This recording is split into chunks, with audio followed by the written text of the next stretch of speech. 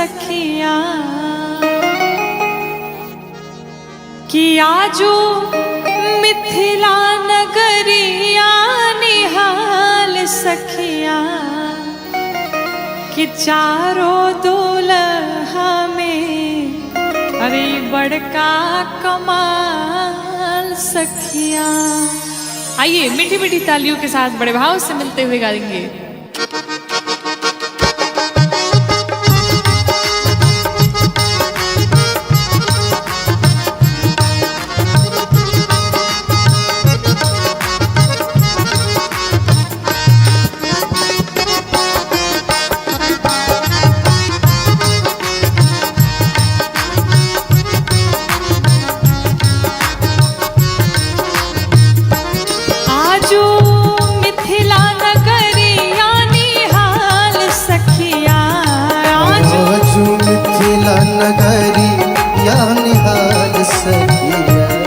इनकर भाल सखिया चारों दुल्हा में बड़का कमाल सखिया।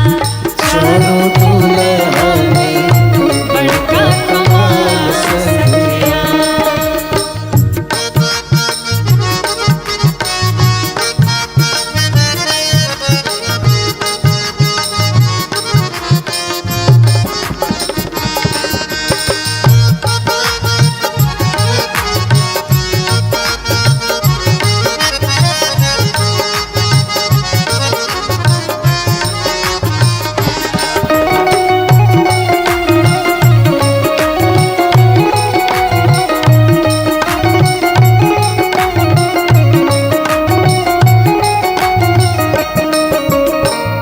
आज सभी मिथिलावासी बड़े प्रसन्न हैं मेरे रघुनाथ जी की उस सांवली सी सूरत को देख करके सभी आनंदित हैं। और क्या कहते हैं, बाल वृद्ध नर नारी सब निहाल सखिया। बाल वृद्ध नर नारी सब निहाल सखिया।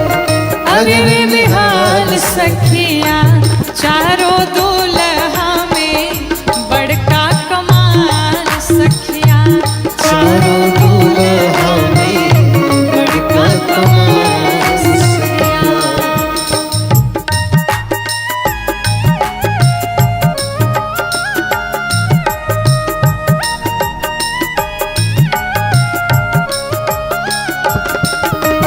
वहां से झूमते हुए सब लोग जय हो राघवेंद्र सरकार की जय हो।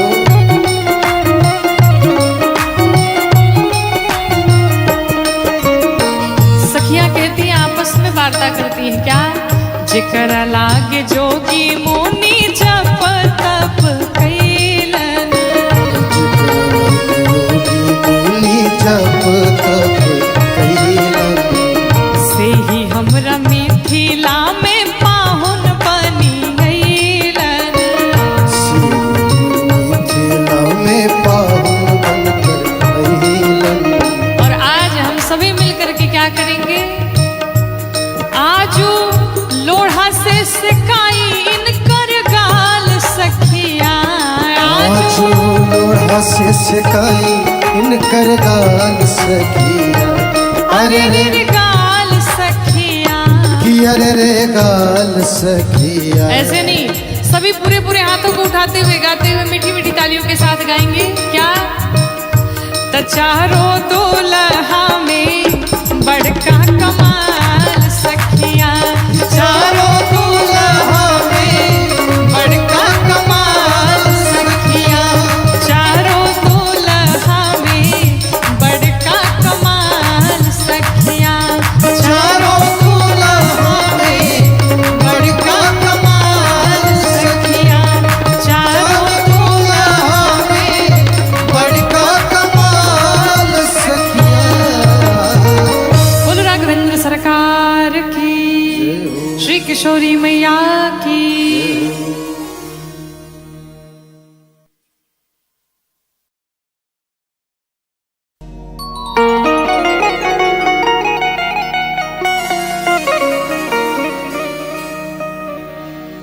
प्रभु सब में समभाव विराजे।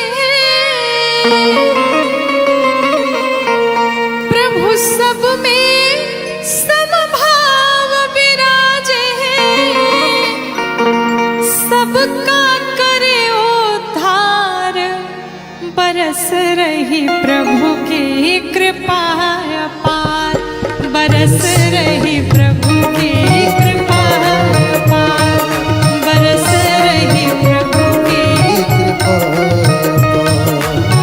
प्रभु सब में समभाव विराजे, प्रभु सब में समभाव विराजे, सबका करे उद्धार, बरस रही प्रभु की कृपा अपार, बरस रही प्रभु की कृपा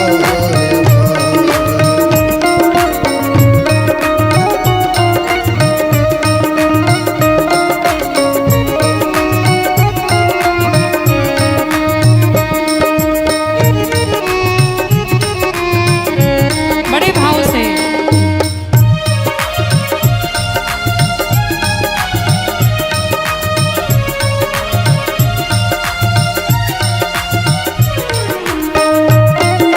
राघव सरकार की जय हो।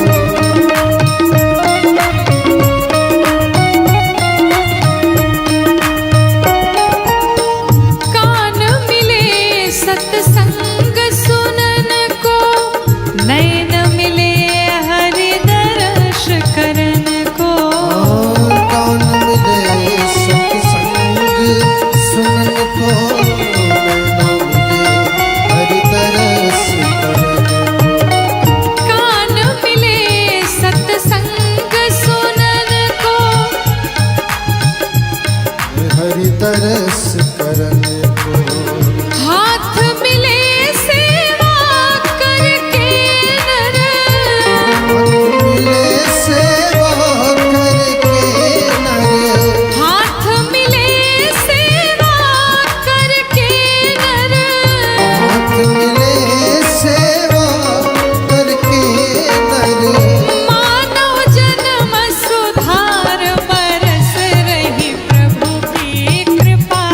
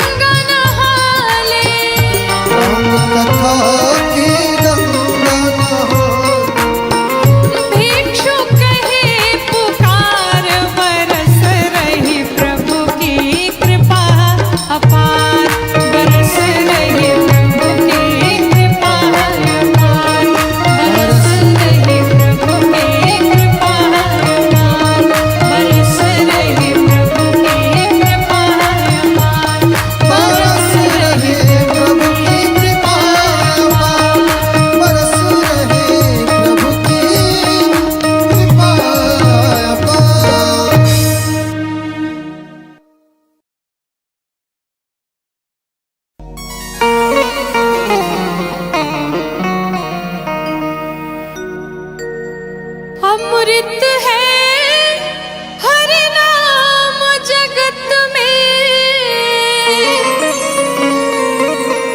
अमृत है हर नाम जगत में है। इसे छोड़ विषय विष पीना क्या, हरे हरे नाम नहीं तो जीना क्या, हरे नाम नहीं तो जीना क्या, हरे नाम नहीं तो जीना क्या, हरे नाम नहीं तो जीना क्या। अमृत है हरि नाम जगत में, अमृत है हरि नाम जगत इस छोड़ विषय विष पीना क्या, हरि नाम नहीं तो जीना क्या, हरि नाम नहीं तो जीना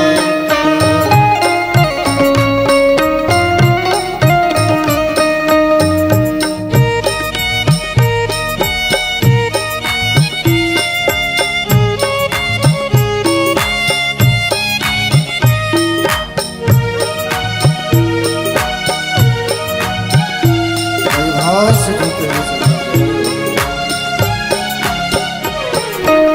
समुद्र राघवेंद्र सरकार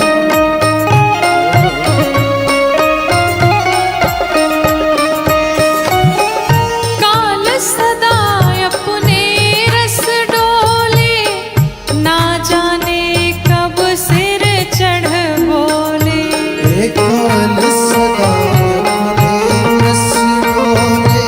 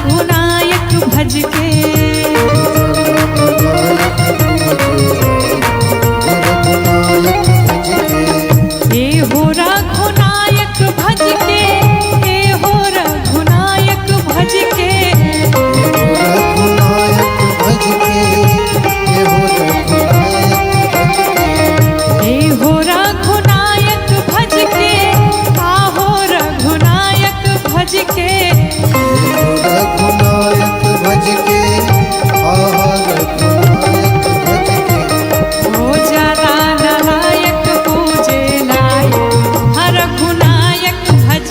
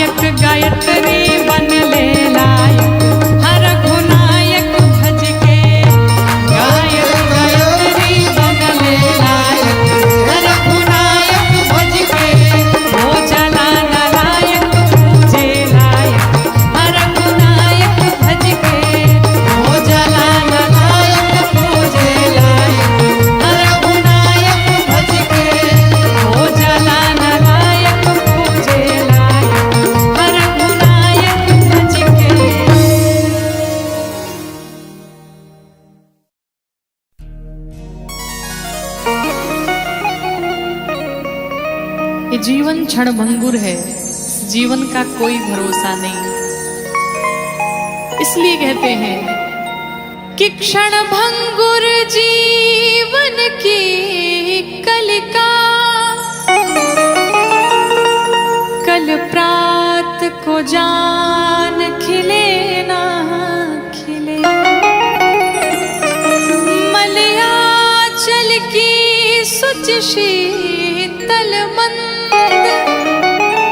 ये सुगंध समीर मिले ना मिले। ये कलयुग कलिकाल कुठार यानी कुल्हाड़ी लेकर के खड़ा है कि कलिकाल कुठार लिए है खड़ा। तन नम्र सी चोट झिले ना झिले। इसलिए कहते हैं कि जप ले हरि नाम हरि रसना। क्यों? क्योंकि फिर अंत समय में ये हिले ना हिले। किसी साधक ने लिखा कि काहे माया में भुलाइल बड़ा तोता हो। अरे खोता छोड़ के जाए के पड़ी। सगरी स्वार्थ खातिर निमन बाउर होता हो। ये खोता छोड़ के जाए के पड़ी। काहे माया में भुलाइल बड़ा तोता हो। खोता छोड़ जाए के पड़ी। सगरी स्वार्थ खातिर निमन बाउर होता हो। कि सगरी स्वार्थ खातिर निमन बाउर होता हो। खोता छोड़ के जाए के पड़ी। काहे माया में भुलाइल बड़ा तोता हो। खोता छोड़ के जाए के पड़ी।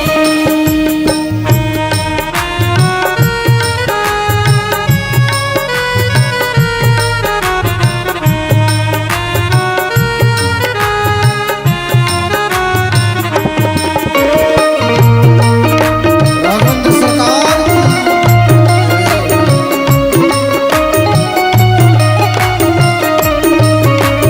भाव से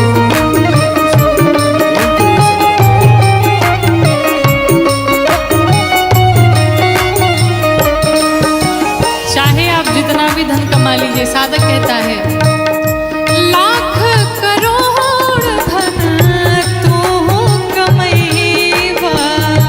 लाख करोड़ धन लाख करोड़ धन तू कमैबा। लाख करोड़ धन खाला खियाला ना त काले के जइबा।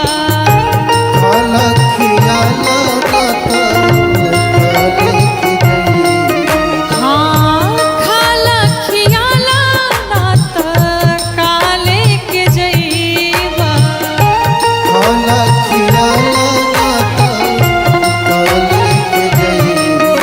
जो कुछ भी है दान करिए, भोग करिए, अन्यथा यहाँ पर सब धरा का धरा ही रह जाएगा। और अंत समय में कितनी सुंदर बात कही साधक ने, क्या कि ताहर छीन ली है पहिरल लंगोटा हो।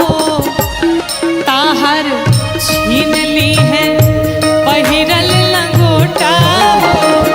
खोता छोड़ के जाए के पड़ी। ताहर छीन ली है पहिरल लंगोटा हो। खोता छोड़ के जाए के पड़ी।